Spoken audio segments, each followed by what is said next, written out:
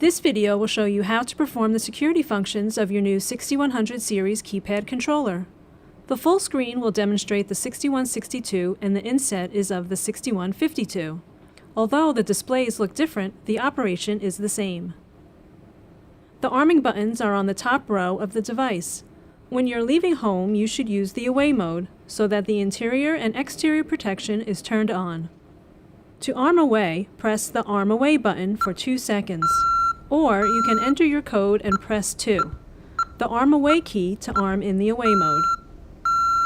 If you're at home and are arming the system, use the Stay mode. In the Stay mode, the system sounds an alarm if a protected door or window is opened, but otherwise you can move freely around your house.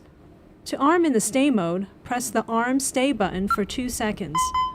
Or you can enter your code and press 3, the Arm Stay key to arm in the Stay mode.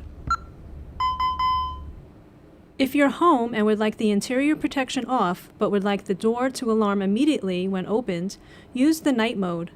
To do this, press the Arm Night Stay button for 2 seconds, or enter your code and press the 3 key twice.